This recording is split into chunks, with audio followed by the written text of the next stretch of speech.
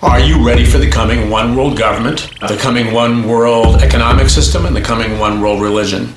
Because we're at a convergence point where these prophetic things are being fulfilled. Where is this coming from? Who's pushing this? The people that are pushing it are the ones that would like to control the world for their own benefit and stuff, and basically to limit us, to tell us what we should do with our lives and with our resources. You're listening to Canary Cry Radio. Now here are your hosts, Basil and Gonz.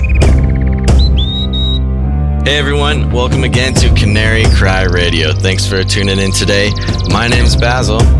And I'm Gonz, and we have a very special guest on today. I heard about this gentleman from A View from the Bunker with Derek Gilbert. He's been on with him several times. I'm going to read his bio because it just really succinctly sums up who he is. So, Carl Teichrib has authored specialized reports in over 125 articles on globalization and its many subtopics. He has been an accredited observer and/or participant in a variety of international events, including the United Nations Millennium Forum, the UN Third World Urban Forum, Global Governance 2002, and other major global conferences. Carl has held membership in key organizations centering on foreign affairs, regional issues, security/intelligence studies, and macroeconomic concerns. He is currently president of the World Systems Research Group and a senior fellow with the August Review, when you can visit that, augustreview.com. He's given lectures across North America and has been a guest on several various radio shows, and most recently on our show, Canary Cry Radio. So welcome, Carl. How you doing? Woo. I'm doing great. It's really good to be with you guys. That's for sure. And I'm listening to that bio, and I'm thinking to myself, man, that sounds crazy. I'm a farm boy.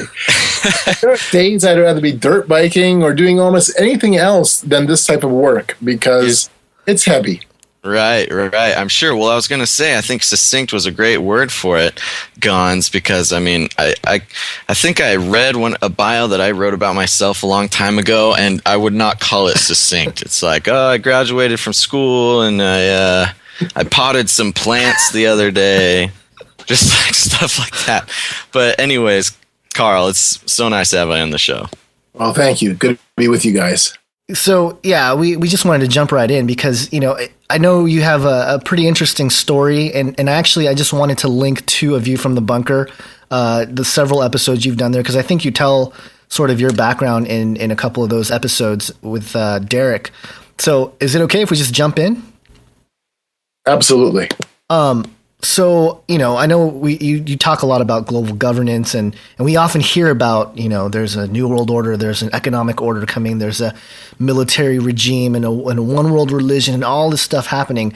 But again, you have a unique perspective on this because you've literally, rubbed shoulders with some of these people and you've written about it for several years. So can you help us sort of internalize the reality of the push for global governance and so we can sink our teeth into it a little bit more and make it more of a real thing? Because, again, we talk about it a lot, we hear about it a lot, but we don't really know the sort of the inner workings of how this is coming about.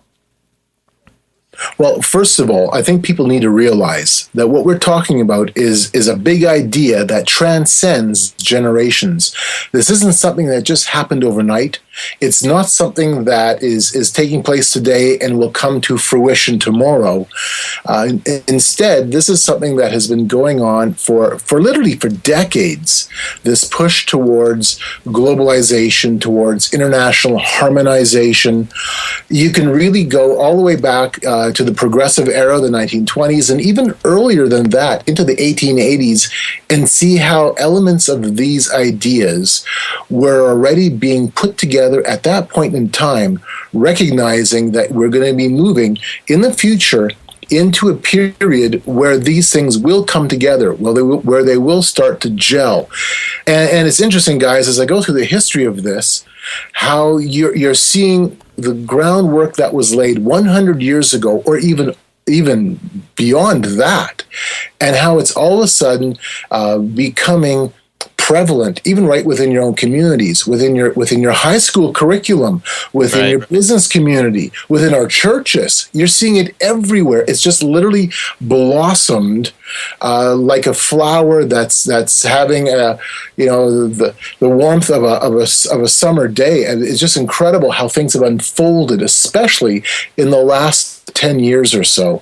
But people need to realize this is a long-term, long-distance type of scenario that is now rapidly moving together in a way that we have not seen in the past.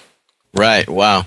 I just had a question. You said, this has been going on for decades and decades. How does this particular movement, the more modern sort of movement, coincide with, a lot of us, we think about the certain, secret societies or something of being hundreds of years old. Is there a direct connection between sort of the ancient sort of push for this with the modern? Oh, no question about it.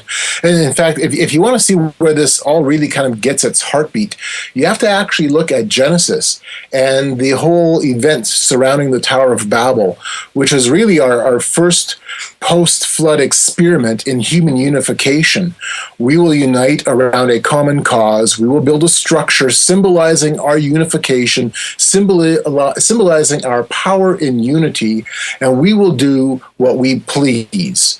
And you see this already going all the way back through time as we reintroduce this idea over and over again, just in different formats, in different ways, culturally, religiously, politically, even economically. And then how not just a symbol of the Tower of Babel, but the concepts that center behind it pop up over and over again, even in our modern age. It's really fascinating, and this might be kind of just bouncing around a little bit. But if you take a look at even the structural symbolism of the Tower of Babel, you see how this has been used even in the last 100 years as a rallying point. Before World War I, there was a concerted plan by an Italian-based architect.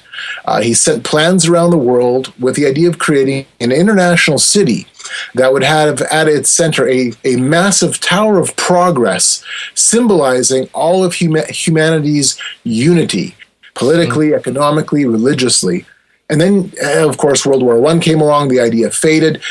But during the Soviet era, with Stalin, before World War II, Stalin thought to do the same kind of idea. He was going to develop a Palace of the Soviets with a massive structure in the center with a huge, colossal statue of Lenin.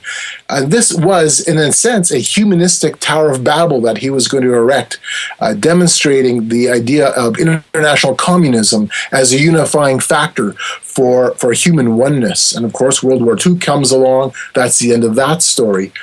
But even today, I just have to go down to my capital city, Winnipeg, and we have the Canadian Human Rights Museum that is, at this point, still under construction. But it's a massive ziggurat-styled building. Its architect recognized that what he was actually doing was creating a symbol of human unity and enlightenment. And I'm like, oh, wow, guys, we're replaying the same old story over and over again. Absolutely. And it's interesting. I find it really interesting how it's the idea that has endured forever. These people are serving the idea instead of necessarily even finding, a way to materialize it in their own lifetimes. But just simply serving the idea gives them enough fulfillment. That's so true. And what you're really talking about is the worship of what we can do with our hands. It's the worship of what we can do ourselves. Right. It goes back to the whole Genesis 3 paradigm where we decide that we can become like God through our specialized knowledge. Right. You're not the first sort of researcher and some people that have looked into this that have echoed those things, and we certainly agree with that. But it's a great segue because one of the reasons why we started this show, Canary Cry Radio, we started a few months back, was to really bring awareness of the technological push. You said what we can do with our own hands, and the movement for singularity and a transhuman future, a post-human reality, as well as sort of this technocracy that's being built around us. We wanted to bring those things sort of, in light to the Christian community so that, they're aware of it. I recently had a conversation with somebody that works in ministry, and it was interesting because the topic of transhumanism came up in the first conversation we had, which doesn't normally happen. But he brought up stem cell research, and it sort of, steamrolled from there. But, he's a young guy, he's in ministry and all this stuff, and he sort of had an interest in this topic. But, I brought up, hey, if they can chip you and you can sort of plug into the internet from your mind, what would you do? And he was like, oh man, I would get that, I would be the first in line to get that, And I said, well, as a believer, as a Christian, don't you think there's a little bit more thought that should go into? I mean, I sort of worded it differently, and he kind of stopped and yeah, you're right. So I feel like, this whole concept is sort of moving so quickly that people aren't really stopping to think about it. But I know you've looked at transhumanism and technocracy and stuff like that. What do you think the role is for transhumanism as part of this New World Order globalization agenda? How do they tie together? It definitely is part of it. And historically, it's part of it. Transhumanism, contrary to a lot of the techno geeks, transhumanism is not a new idea. This, too, is grounded in generations of thought and philosophy, wrestling through what it means to be human, moving beyond human, the idea of man taking evolution in hand and shaping humanity around our own ideas in our own image. Mm-hmm. The ability to keep up just with the technological side, all the for lack of a better word, the gizmos out there. It's amazing what type of technology exists, what type of platforms are coming online. I have older computer systems. All you have to do is have a computer that's 2 years old and you've already got a dinosaur. Right. How do you keep up? It's incredible. I go on Second Life. I've been a participant on Second Life since, I think, 2009. So I'm fairly familiar with virtual worlds. Right. In fact, right. So I'm not behind the times in some respects, and yet at the same time, it's almost impossible. It is impossible to keep up with the technological changes that are taking place, not on a yearly basis, but already on a weekly basis. Right. What's all happening? Where I find that I tend to focus then more on is the unifying idea behind what those technologies represent. And that is, again, this idea of what can we do with our own hands? How are we going to reshape and remold the world in our own image, in our own likeness? My first experience with transhumanism was in 2010, in a significant way, was in 2010 when I attended the Mormon Transhumanist Association's Spirituality and Transhumanism Conference. And that was an eye-opener. I understood the concepts. I understood the concepts actually quite well because, again, this isn't new.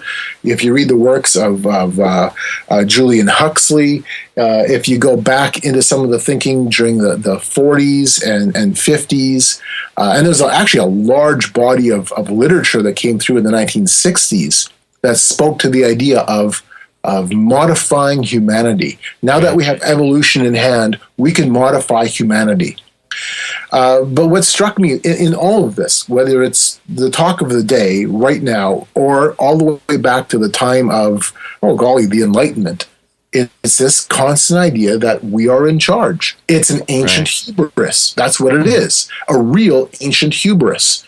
And if I'm really honest with myself, guys, I have that within myself as well. Right. I think we all do. Absolutely. Yeah, that's really fascinating. And the part that I find so sort of mushy is where to draw the line, or what is the difference between operating within, this sort of spirit, or, how much of it do we just take part in because it is it's what is the times? Where do you see that line being drawn, if it's not drawn already with the new technologies coming out, where we should probably, pull back on the reins a little bit? I look at motive. I look at motive first before I actually look at the technological side to it. What is the motive behind that technology?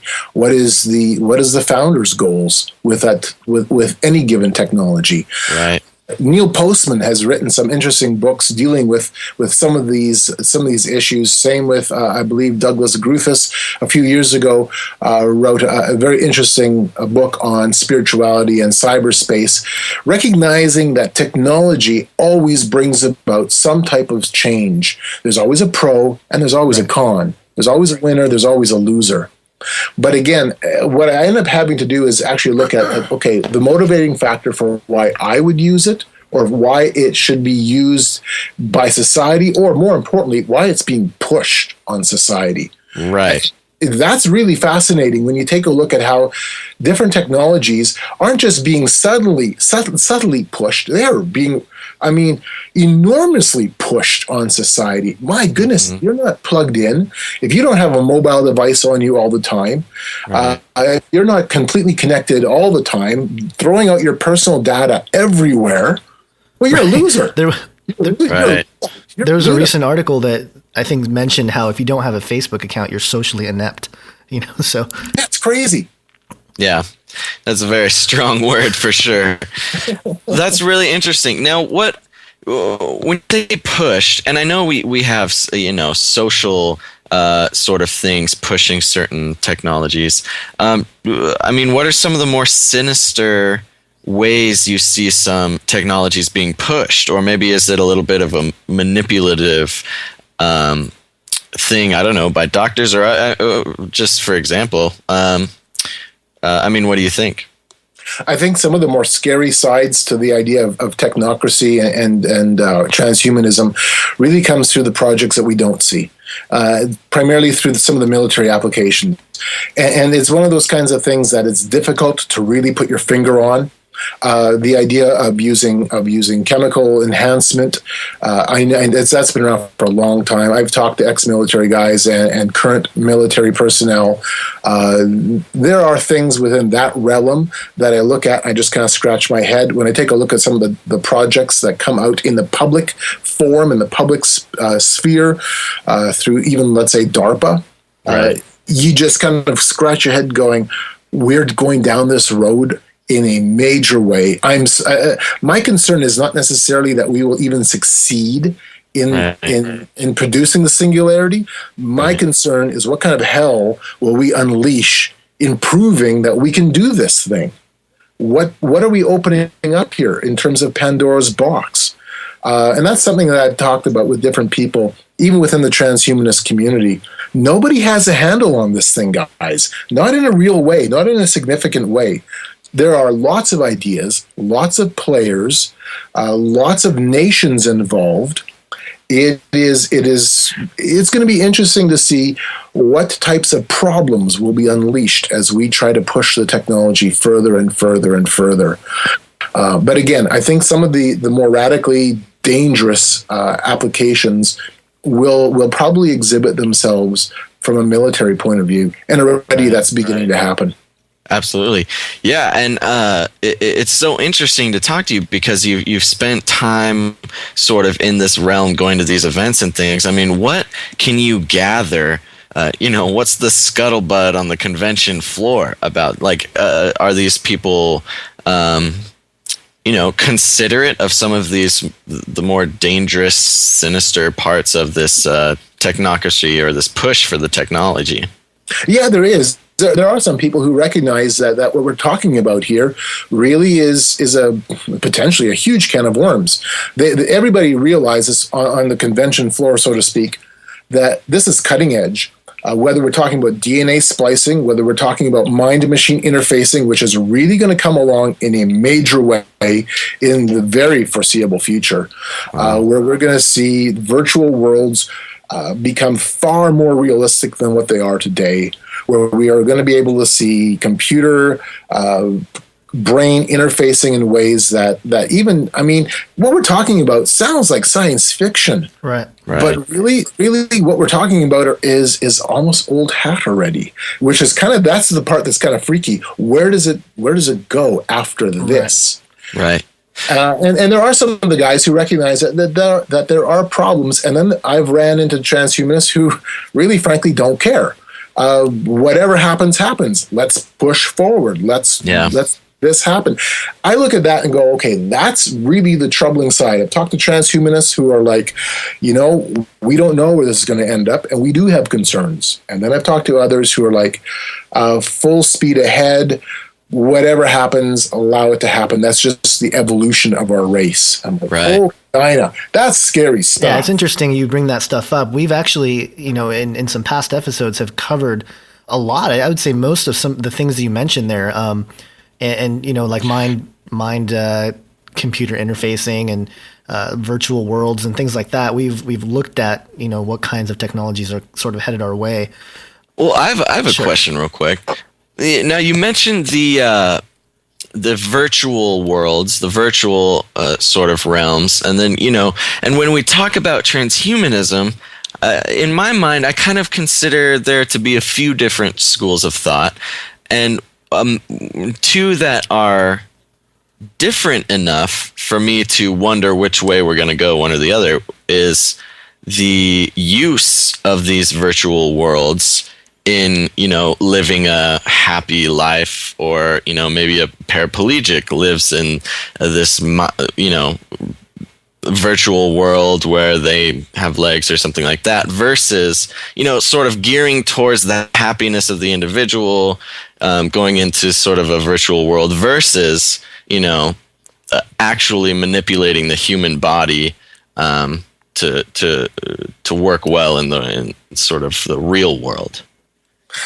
Yeah, I take a look at some of these technologies, and there are definitely medical benefits. There are actual lifestyle benefits. There's no doubt about it, especially when you're talking about a scenario like what you're just mentioning. Right. At the same time, I'm looking at how even things like Second Life, which again I participated in Second Life for quite some time, it becomes a tool for some type of social transformation. It does open you up for the idea that our world now can be completely remade according to what we desire, according to the hive, more or less. Right. And there's actually some really fascinating studies that have been done, and just simply where this goes in terms of social transformation, how we view our world around us, even the sense of identity and the sense of belonging, how that changes and shifts with the idea of a virtual environment. Mm-hmm. For myself, I even notice it. I enjoy going into Second Life. I enjoy doing the virtual worlds because I'm meeting new people. I am experiencing new things. I enjoy actually going to places like the University of Delaware, where they stream in conferences into the Second Life campus, and then for myself as a participant sitting in the Second Life campus at the University of Delaware, asking questions of the real life person on the stage, and then helping to in a sense, communicate and bridge ideas back and forth. It's really fascinating when you realize that, I can ask so-and-so a question right now and shape the course of the conversation that we're having, right, thousands and thousands of miles away through this virtual world. Right. That's pretty wild. And that seems why it would be so attractive. It seems like, you can create a world, write some code, and just facilitate so much human involvement. And I mean, this is not a new idea. The idea of, almost strictly living within a virtual world, your physical self sort of just being a controller almost. I mean, that idea has been around in movies and books and everything, but is that something that you could see in the near future? That's a great question, and I think the person who has the answer to that question probably would be able to capitalize quite well in the stock market. Right. I'm sure. I don't have that ability to know. Nonetheless, I do see changes coming in terms of the technical ability of virtual spaces, whether it's Second Life or any of the other ones that are out there. And the whole idea of the mind-computer interfacing, for myself, I find that very intriguing because it does bring up the whole issue of just how do you project yourself, the changes that will come upon even your own perception of how you now interact with others in the world. I had an experience this is already back in 2010 when I was at the Mormon Transhumanist Conference. I had an experience there that really kind of blew me away, and it wasn't actually at the conference. It was when I was walking through the University of Utah, which is where the conference was being held. And I'm a book lover. I have an extensive library. So I was spending a little bit of time in their library. And it really struck me. There was nobody in the library. It was empty. Then I went into the student commons area, and there's hundreds and hundreds of kids there. Hundreds of students, like there should be. But it's silent. It was spooky. Nobody was talking. Everybody had earbuds in. Everybody was basking in the glow of their open laptop. Everybody was texting, and the place was silent. Wow. And I thought to myself, am I seeing the future already right here in action right now?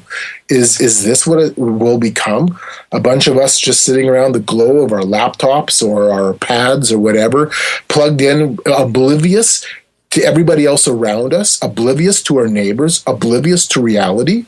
It really kind of was very striking. Again, this wasn't in the conference. The conference, we're actually ironically talking about some of these things, but then to actually see it, hundreds of kids just more or less silent. I mean, I'm old school. I wanted to pick up something, throw it, and say, food fight. Let's have some fun. But my word, it really kind of blew me away. You bring up something interesting, the education thing. I actually had a question about that because it seems that education, at least in America anyway, and I'm sure in some other parts of the world, is sort of the foundation to shape our social behavior and to, shape our attitude of certain things. How do you see the education system being used to bring about this change socially and, structurally and politically and all the elements? I know they sort of overlap, but I haven't written anything on the technological side of education. In terms of the philosophy that comes through, yes, I've written extensively on that, primarily in the areas of religion, how people look at the environment, the idea of human unity and oneness. The ideas behind this in terms of our educational programming stems quite deep. I'll just give you one example. If you ever have a chance to go on Amazon or wherever your favorite online bookstore may be, to look up an old book, look up the Environmental Handbook, written in 1970, prepared for the first environmental teach-in on April the 22nd, 1970. And it was 1971. It was the idea of the very first Earth Day.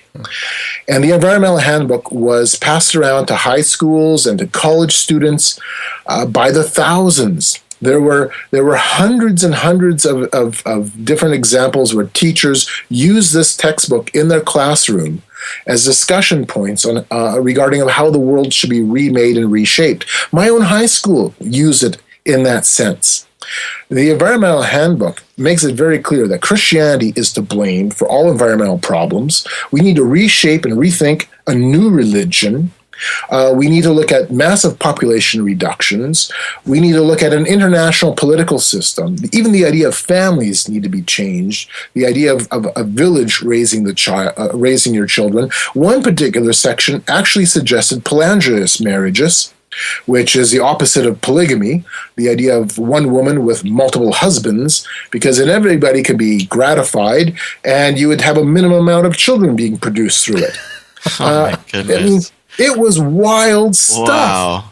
And this was used as a school textbook already back in the day, in the early 1970s, to help people transform themselves into what this new community, this new global socialist progressive community would look like. Wow. And do you think, just hearing you mention some of those things, I sort of see it manifesting or externalizing itself in culture. If you look around, I feel like that's definitely happening more or less. What, if I may, you go to a lot of events, it looks like. A lot of stuff that this information gets passed around. Was there one in particular that sort of blew you away, or one in particular that, just had more of an impact on you personally? Yes. Why don't you share that with us? Wow. In fact, this fits hand in glove with what we've just been talking about. In 1997, I attended my first event of a global nature, and it was the Global Citizenship 2000 Youth Congress, 2,000 days before the year 2000. It was sponsored in part through the Canadian Department of, not Foreign Affairs, pardon me, I can't remember, Canadian Department of the Environment, whatever the exact term is, I can't remember. Anyways, a federal agency dealing with the environment, and with Canadian educators, and they brought in Robert Mueller, one of the leading visionaries of the United Nations. And the event took place in Vancouver, British Columbia. And for 3 days, I watched as educators, as teachers, as students, because they were there. We had approximately 300 students from the ages of about 6 and 7 all the way up through to university level, how we discussed for 3 days what was important in terms of religious change, philosophical change, a worldview, and paradigm change for a new global order. And I sat there as kids literally were being brainwashed. That's in essence what was coming about. Robert Mueller did a fantastic job of presenting the world's problems by mimicking Mother Earth. So he'd say something to the effect of I'm Mother Earth. I am Gaia. What you're doing to me is killing me. All the children that you're having, you're killing me with the huge amount of children you're producing. And then he'd go on and on and on. It was fascinating as we had different workshops of how we would address these problems of overpopulation, the wrong attitudes, and how we would develop a proper system of global citizenship. And how some of the schools that were involved, some of their ideas that came forward, really for me, they were mind-blowing. The idea, one probably the most wild one, was a group of girls. They would have been 16 years old, 15, 16 years old. They were sitting next to us, and they demonstrated their idea of how to change the world by putting a girl on the table with 2 pine boughs in her hands. And she expressed herself that she was now Mother Earth, that she was the goddess. And the girls around her that was sitting around the circular table, each in turn laid hands on her and confessed environmental sins. And then after the environmental sins were confessed, such as my dad has a car that uses too much oil, I wear leather shoes, my neighbor does something wrong, whatever the situation may be. After that, each girl in turn explained how they would change the problem. I will report my father. I will buy. Yeah, literally, that was it. It's just like, you guys are cracked. And then Mother Earth, in turn, forgave them, each in turn, of their environmental sins. During the Q&A session, we had a 14-year-old girl who stood up weeping, demanding that the answer to all these problems would be the end of children, and we couldn't have any more children. We had an educator, a mother, who would have been probably in her late 50s, stand up. She was bawling, and she was absolutely emotionally distraught because she had committed such a grave environmental sin. She had brought, I can't remember how many children into the world, I think 4 or 5, and now she was looking back with regrets. Oh my goodness. I know. I was totally floored. This is my first experience with this. We had one young lady who came in late, and so she didn't get a chance to sit through the entire brainwashing session. But I ended up having coffee with her later on that afternoon, and I asked her, what do you think of this? And she says, I'm going to call my parents. I'm going to get out of here before they convince me not to have my kids. I said, do it. Wow. Get out of here. Wow. So yeah, that was my first taste of this, and it was, you could say, the more radical side to it all, but it really demonstrated to me just the heartbeat of it, and the blasphemy of it. Over and over again, we were told that in essence we were all divine. We had to look at ourselves as being part of the cosmic, the cosmic consciousness. Right. It was pretty freaky. Wow. Yeah. No, that's incredible. Okay, and here, couching it all, the purpose of this whole thing was to help develop the World Core curriculum, a philosophy of curriculum, which is pantheistic in nature, and then integrate it into the Canadian education system coast to coast. That was the whole idea behind it. Oh. Ugh. So, My goodness. The rubber, it's the road. Yeah, seriously. Now, I mean, with as much of this that you're telling me, I mean, are there secular groups or secular people who are opposing this? I mean, it seems like, at least from my point of view, and I'll be the first one to say that it's, it could definitely be wider, but it seems like Christians are, or people like Christians are opposing the NWO, are really the ones getting gung-ho about it. The good Republicans and the libertarians and, Midwesterners are the ones sort of against it. I know, and Canadians. I'll give it that. A handful. A handful of Canadians. But I mean, is there secular resistance? To a point, there is. Yes, you do see some of that. I think more often than not, however, the secular side will not look so much at the religious or spiritual or even the philosophical side. Right. Primarily because that's an area that either unnerves them or they have no interest in or don't necessarily see the bearing of it. Right. Or they may see the bearing of it in the sense of a bigger picture, but don't have a personal stake in the matter, so to speak. So there definitely is something amiss when the religious side is taken out, especially because the whole idea is couched in the philosophy of what man is all about or what man wants to achieve or become. Right. And I find that so fascinating that, I mean, even with all the apparent non-biblical things, that could go wrong with the whole technocracy and NWO. I mean, I guess it's not surprising that when somebody doesn't have a spiritual sort of stake thing, it's easier to be like, oh, well, they say they want the best thing for me, so I guess let's do the old NWO. Let's give them a go at it.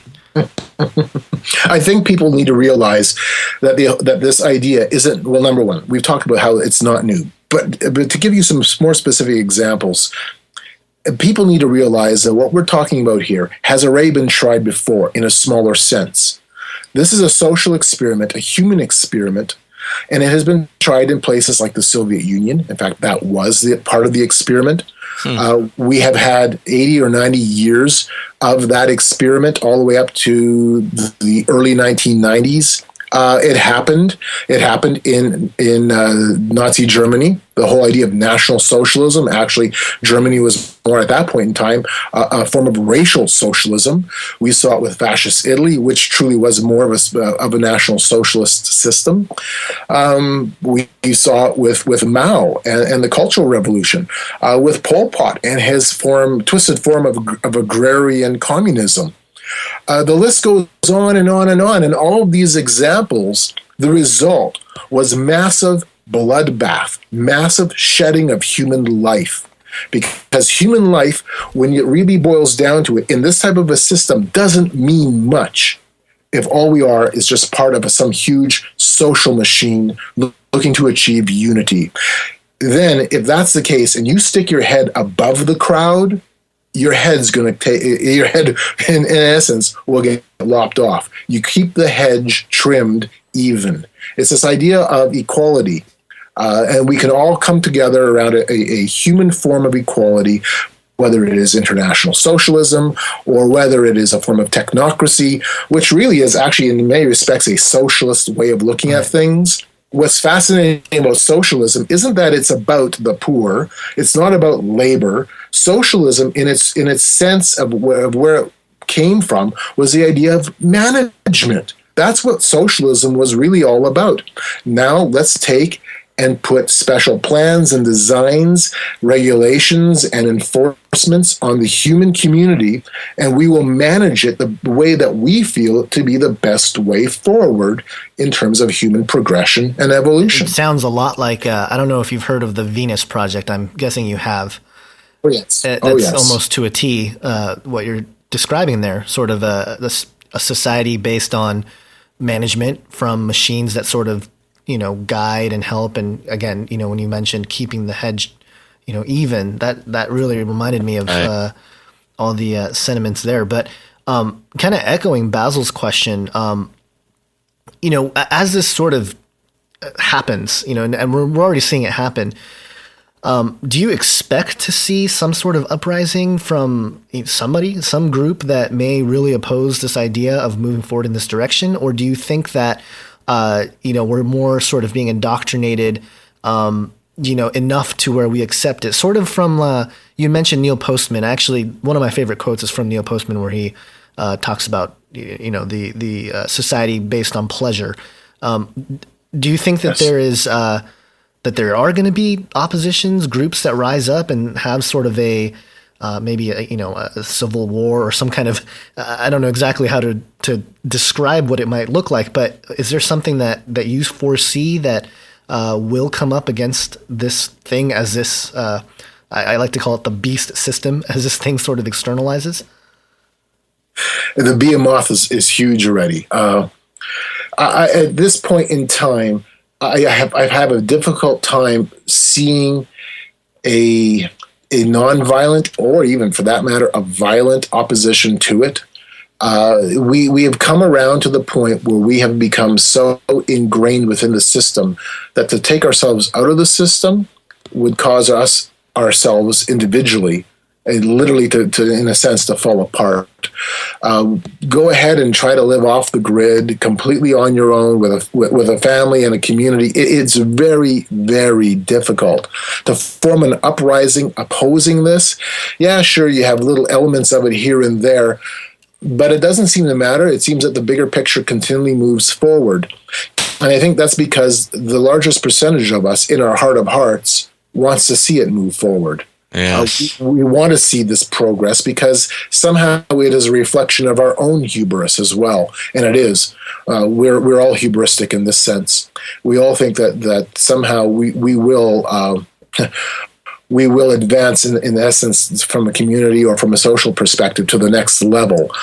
And so we have this idea that sin, especially within our culture now, sin is not biblically what it is. Sin now, in terms of an international perspective, is anything that may come against the idea of unity. We see churches now completely enamored with some of these very ideas that we're talking about. And this is what I find troubling, is that, I've been speaking on these issues already since, 1995, writing on it from about 1995, but full-time from 97. My research goes back to about 92, 93. And what I find troubling is back then, there were voices, myself as a small voice, but there were many other voices of people saying to the church and to the secular community, be aware. This is what's happening. This is the social and cultural transformation taking place in your own pews, in your own business, in your own community. Be aware of this. Don't be gullible to it. Be wise. Make sure that you can take a stand against it as you see it arise right within your own circles, and to do it tactfully. And what happened? It was, in essence, the voices were shut out. And in many respects, we were nothing more than kind of like a squeaky wheel, so to speak.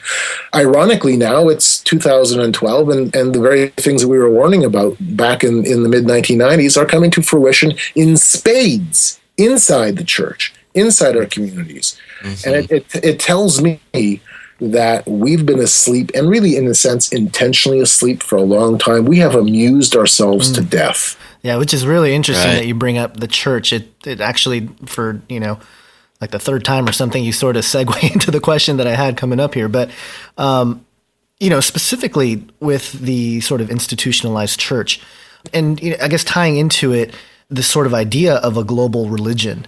And I know you've written about some of that.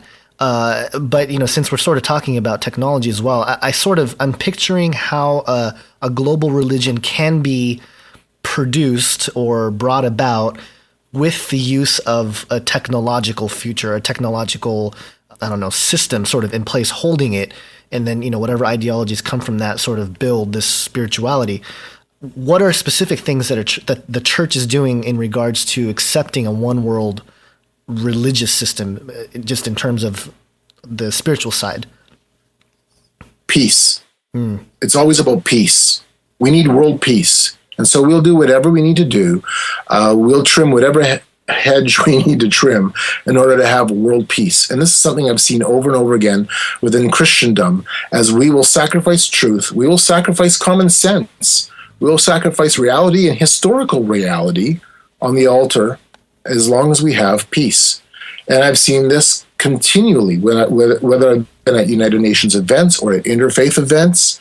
It's this idea that humanity needs to come together in peace. And you can be a Buddhist, you can be a Hindu, you can be a Muslim or a Christian. It doesn't matter. You can even hold to your very specific beliefs and structures as long as they don't interfere with the idea of peace and world peace. And of course, that brings up some really interesting quandaries regarding what's happening within the Muslim community. And yet at the same time, there are Muslims around the same circle as Christians and Buddhists and Baha'is, all speaking this same type of language, recognizing that they can come together around these shared values of a global ethic and global peace. And they are networked, well networked, and that's where your technology does come into play, your communication technology specifically, and and other technological platforms. And it's really interesting when you sit around these tables and you watch as what you thought were strong evangelical, fairly conservative, at least you thought were conservative, individuals representing organizations, and you realize that they're all speaking as brothers, they're all speaking as partners in this great design of human oneness. And is really kind of mind-blowing. In 2010, I was at the G8, G20 World Religion Summit, which is exactly what I'm describing right now. It's this idea that religions can come together, and now that we're a networked world, we can do this in ways we could never fathom before, and we can become a force, an influencing force, as religious communities working together for world peace, to influence our political and our business elites going down this road. And of course, what we're talking about here means that there has to be some type of sacrifice, and because especially for those religions who have a truth claim, right. And that's just the way it goes. There has to be a sacrifice in order for us as Christians to sit around that table. Right. But we're willing to make the sacrifice, and in many cases, we've done it already, and we've done it a long time ago. Well, and as believers, how are we to sort of navigate that concept, that overarching concept, that peace? It needs to be the most important thing, because I mean that's part of what most would call biblical doctrine is, Jesus taught peace is the Prince of Peace. How do we, with as shaky and twisted the labyrinth is that that is language and our words, and a word like peace is very powerful. It's just a very powerful word in the human mind. So as believers, when we hear that word and when we start being asked to make decisions and change, dogma or make sacrifices, what does that look like for the normal believer to navigate? Well, first of all, we have to ask the question, what are you asking for in regards to peace? And we also have to then ask the question, what is this peace going to cost us? As soon as you start really thinking along those lines and analyzing what's being said and what is being presented and what it will cost to achieve that, all of a sudden it brings up a whole slew of different issues altogether. And you realize that, okay, we have a language going on, a language in a sense that's really more propaganda related. Peace, you're right, is a great word. It's a fantastic word. Who's against peace? Interestingly, Jesus said the world is going to hate you because it hates me. And that doesn't sound too peaceful. It doesn't sound very peaceful at all. And when you take a look at the exclusive truth claims of Jesus Christ, you realize that doesn't fit within this idea of a collective, peaceful world. In fact, it divides. It ends up dividing by its very nature. I've witnessed this at various United Nations events. I saw it actually, ironically, at a UN event that had nothing to do with religion at all. The World Urban Forum back in 2006, they had a special session on on religion and the city, or spirituality and the city.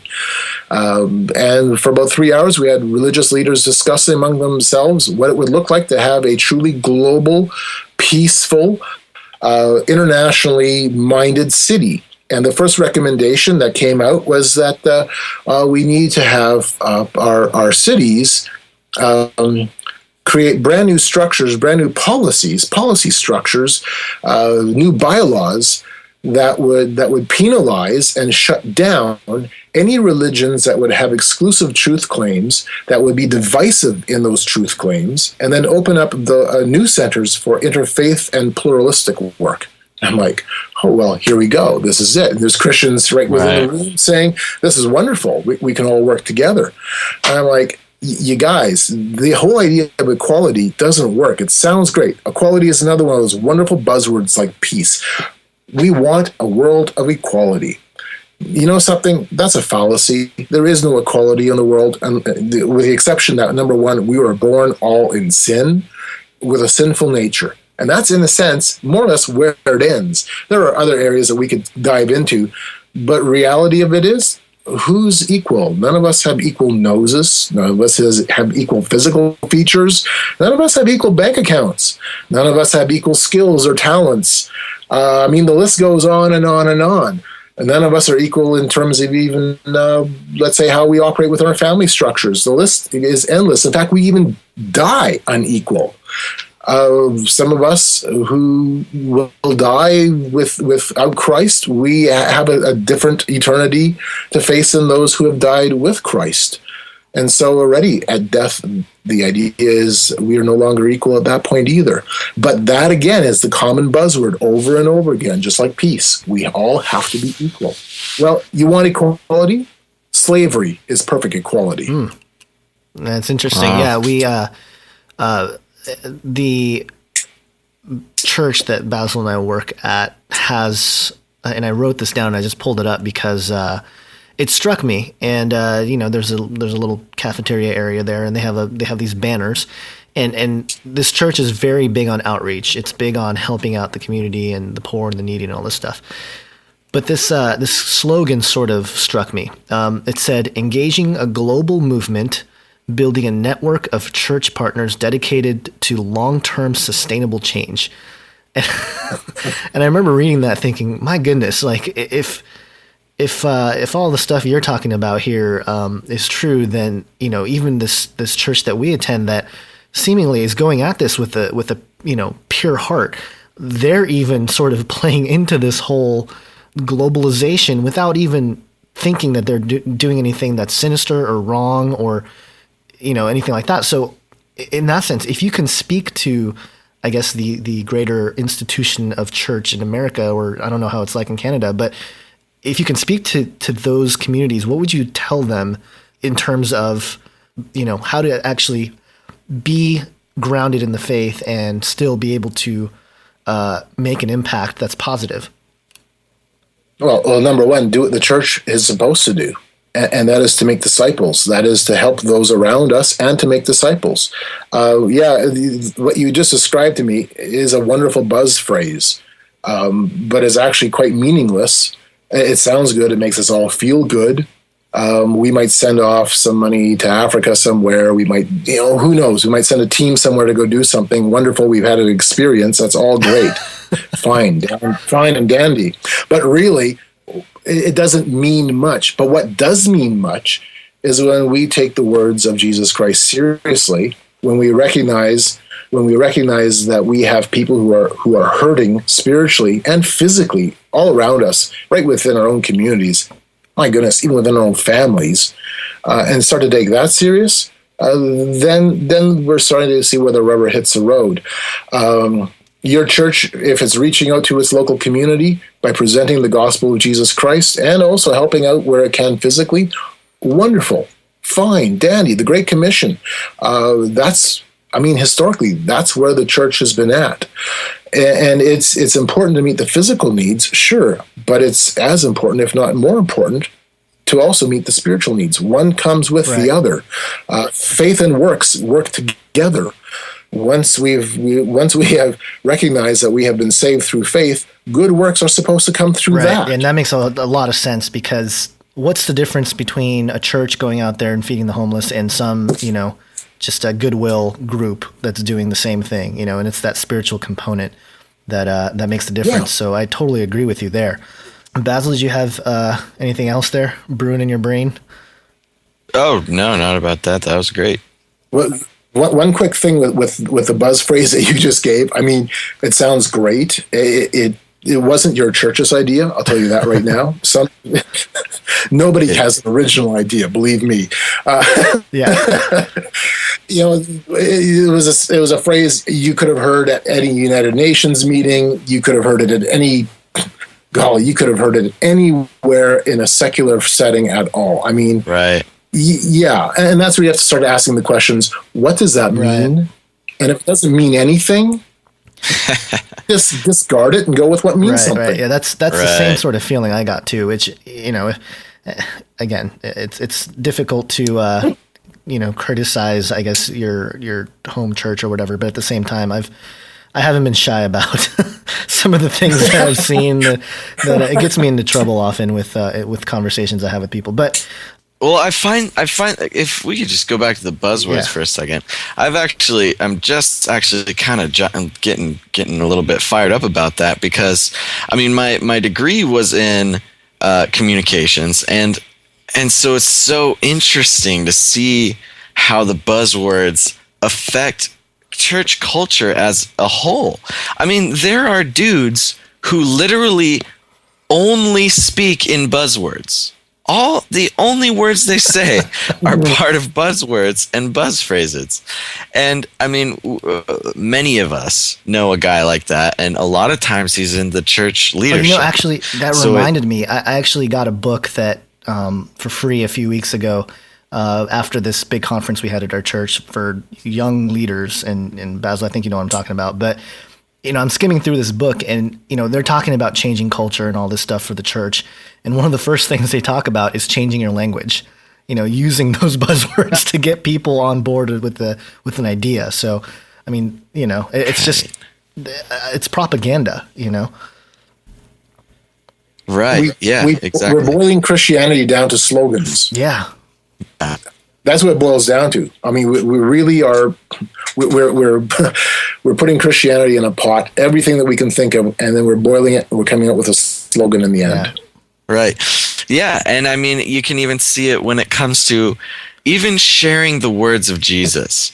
It's like I wish I had a specific example, but it's almost like Jesus talked about you have to eat my flesh and drink my blood, and to and so you don't tell people that. You don't go tell people that if you want them to come to church. I mean, obviously those are the words of Jesus, and they mean different things to different people. I mean, we're not literally feasting on human flesh, hopefully, but even from the very basis that is Christianity, we're having to sort of run it through the old PR machine to make it sort of, in one way, secularly acceptable. You're right. One biblical example I see in terms of how we need to start reacting to these types of issues is the example of Paul, and specifically Paul at Mars Hill. And if you take a look at that experience, it is completely, you could say, an interfaith experience. It is, Paul recognizes that there is a plethora of gods that they are worshiping, that they are very spiritually attuned. He enters into discussions with them in the marketplace. He knows their culture well enough that he can respond to them and communicate with them by even quoting their own philosophers, their own people. He does it all tactfully, and yet at the same time, he brings things around to the nature of God, the problem of sin, and the personage of Jesus Christ. But it's fascinating how he has an understanding, number one, of their own culture, of their own society, enough that he can use it as, you could say, leverage to open the door to bring about a discussion of something that has far more value. And I'm looking at Christianity today. I'm going, the world has become one massive Mars Hill. We need to start taking a look at how we present truth tactfully and honestly. And even if it's confrontational to some extent, so be it. That's the nature of truth. But we still do it in love. Paul did it in love. And he was willing to debate and discuss in the marketplace of ideas and bring about the character of God, the nature of man, and salvation through Jesus Christ, recognizing at the end, and when you read the rest of that passage in Acts 17, that some scoffed and others said, we'll hear more about this later. Paul didn't necessarily see fruit. We can't say that Paul all of a sudden saw a mass amount of converts at Mars Hill at Athens. But what we can say is that he planted some seeds. Yeah, totally. I totally agree with you there. So, Carl, as we sort of start wrapping things up, what do you see is kind of the next big move? I know it's been sort of going on the whole time, but in the last 20 years, have you seen spikes or just acceleration of certain things? And then the second part of the question is, what do you see in the near future for us as the next big either event or movement or push, or is it just a continual ascension to this global order? Well, if we don't have a catastrophic economic meltdown, which is still a real possibility, if we don't have war and the potential possibly even for regional war, particularly in the Middle East, then the other option of continual gradual change, and it's not even gradual anymore, it seems to be in leaps and bounds, will continue on apace and probably accelerate in its pace. But as soon as you enter into a conflict or a crisis mode, all kinds of things happen, all kinds of things change. I was this summer at a World Federalist Movement Congress. Every 4 years, the World Federalist Movement, which is the largest pro-world government advocacy group on the planet, and the World Federalist community was instrumental in bringing the United Nations to fruition after World War II. The International Criminal Court wouldn't exist if it wasn't for the work of the World Federalist community, particularly the World Federalist Movement. The whole idea of responsibility to protect the military doctrine that was used to launch military actions against Libya last year, that was spun out of the World Federalist Movement and the World Federalist community. Anyways, all that said, this summer they met in my home province of Manitoba, and they took a look at where the future lies. What will the next 5 years look like? What will the next 4 years look like? What should be the new programs we push forward in this quest for world government, in this quest for a unified political and economic system, because they do deal in some of those issues as well. And over and over again, I heard the words that came up centered around the idea of crisis. We need a conflict. It was interesting because they spoke of peace and the desire for world peace and for world order, at the same time recognizing that what probably will be required will be some type of global catastrophic event, something to push us and force us down that road, recognizing that World War I brought about the League of Nations, World War II brought about the United Nations and the Bretton Woods system, and now we're on the cusp of a change, a sea change at the international level, and it just seems to be hanging in the balance. Something needs to tip it, and so they quite often of a tipping point, a coming tipping point. None of them could put their finger on what it was. But all of them were saying what we need to do is develop the structures, the attitudes, the worldviews, and specifically the architecture, politically and economically, and beyond that, it also deals in the social realm too. We need to develop those structures and put them in place so that when the conflict or the crisis occurs, and after the ashes have cooled down, we can present to the world our idea of world government, our idea of world peace and world order, and the world will flock to it. And they will. This is how we work. This is our nature. When crisis occurs, the opportunity presents itself to step in and present a solution. Yeah, that's the idea behind it. That sounds, again, exactly like Alice Bailey's work of her talking about... Yeah, it does. Yeah. Those commonalities exist. Yeah, it's amazing how it's just sort of being played out. It's sort of, when I've read some of Alice Bailey's work, it was almost like a blueprint to what's happening today, which is quite alarming. But one last question, and this is sort of a curveball, I guess. But this sort of crisis and chaos that is brought about, and then this new order that's going to effectively save the day. We speculate a lot on this on Canary Cry Radio, and just this realm of conversation. Inevitably, the topic of extraterrestrials are going to come up.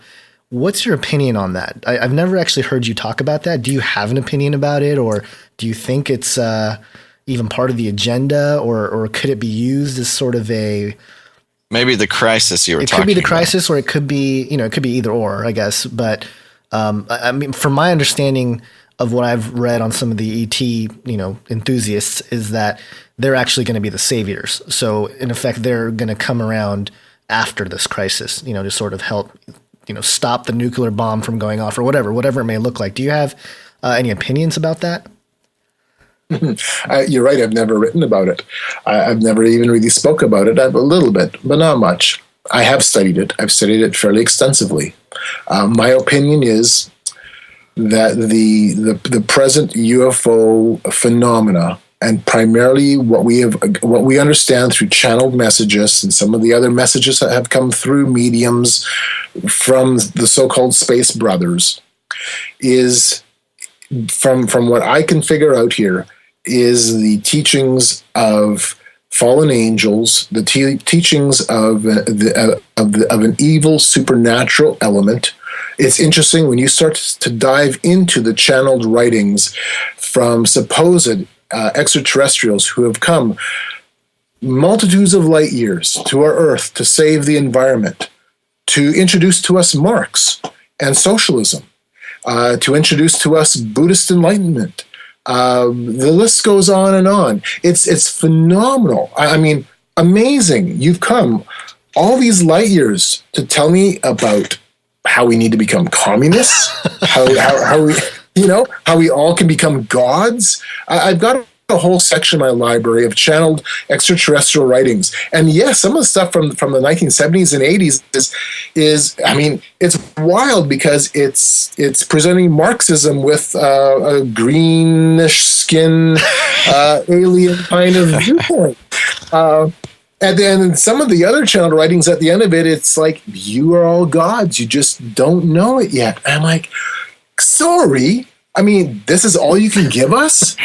I'm not buying that for a minute. Yeah, and obviously I've pointed out in the past, just the endorsement of Jesus that all these different groups want to have, that he's either a star commander or he's he's whatever he is, and they're never consistent. So, and, in scripture, it tells us how to test those spirits in 1 John there. But, yes. Well, Carl, we want to just thank you so much for taking some time out of your day and coming on.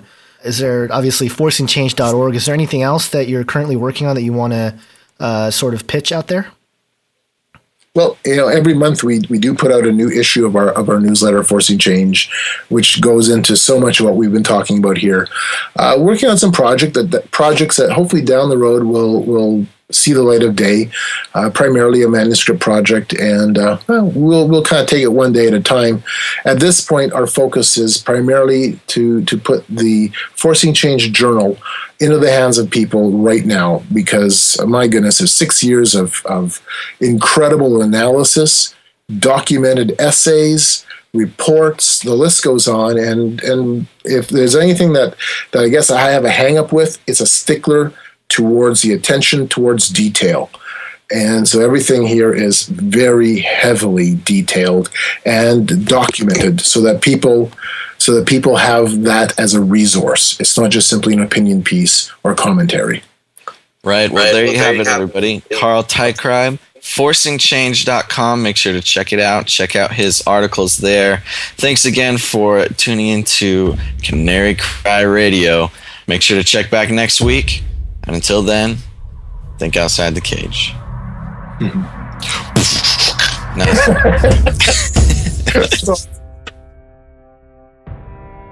Thank you for listening to this episode of Canary Cry Radio. The show notes for this episode and many others are available at canarycryradio.com. Make sure to connect and like our Facebook page at facebook.com/canarycryradio. Follow us on Twitter at Canary Cry Radio. If you would like to share the show in video format, you can find us on YouTube by searching Canary Cry Radio. Review us on iTunes with 5 stars and give us a thumbs up on stumbleupon.com. We would like to thank those of you who have given us your support, prayers, and donations. If you would like to join us and support Canary Cry Radio financially, you could do so by visiting canarycryradio.com and clicking the support tab. Thanks again for listening, and until next time, remember to think outside the cage.